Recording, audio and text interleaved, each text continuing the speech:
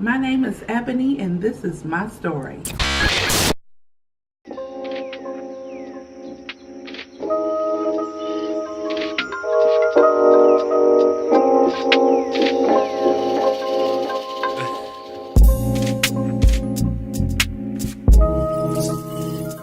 I was born in Detroit, Michigan in 1976. When I first came to Baltimore, it wasn't a real big welcoming party. My mother was a single parent with me at the time, so I was a fatherless child.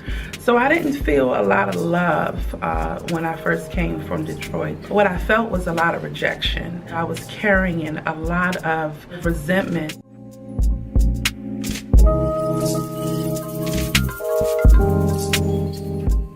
At the age of 5, I began to be sexually abused by a family member. My mom's ex-husband would take my face when I would wet the bed, and he would put my face in my urine and sit on my back like I was a dog and beat me. You know, it took some time to kind of rationalize my mind around all of that because I didn't understand.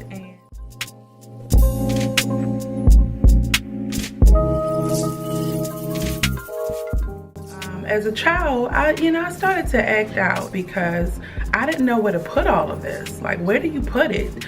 You know, you're being sexually abused, you're being physically abused, you're being emotionally abused. You know, it all kind of weighed together. As a result of me acting out, I started having problems in school. So at that time, the system really wasn't about trying to figure out your kid and trying to figure out what it is that, we need to do to help her. They were more keen on throw her on Ritalin, throw her on in an alternative school.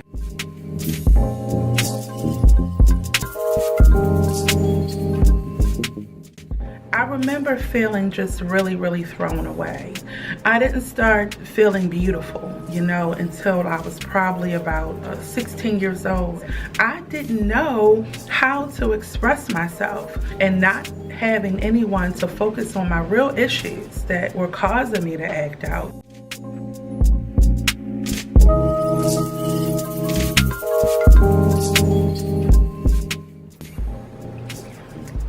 There was one lady. You want to pause it? I had a counselor who always built me up and called me big, beautiful. She always said how beautiful I was.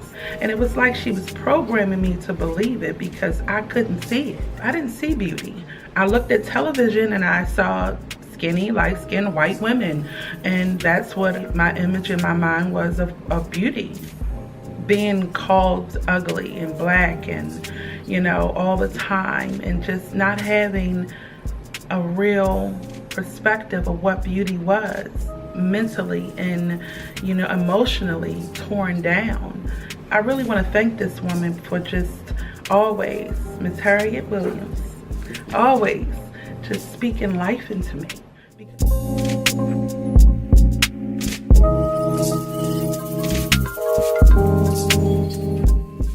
At the age of 17, I got pregnant, okay? Still looking for love in all the wrong places, but I really regret, things that happened as a result of me raising my daughter. Me not being able to protect her as much as I really could have. The layers of dysfunction that had attached themselves to me from my childhood. I wasn't the best mom in raising my daughter.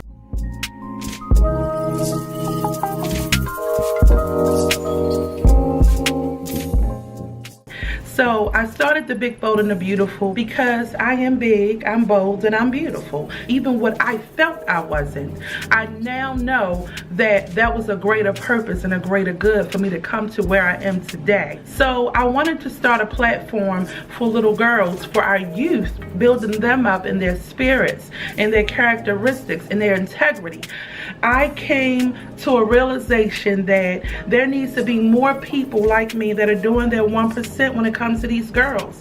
I'm going to be a voice for young girls that have gone through, have felt thrown away, who felt like they didn't know what moves to make, or just didn't see an outcome from their life.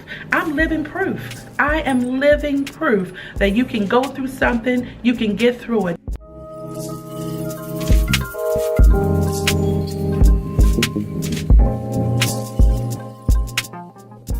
Meeting an amazing man that I was not looking for, who found me.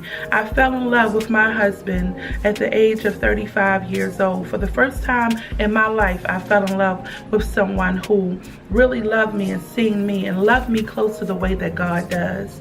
And I have never experienced that ever before in life.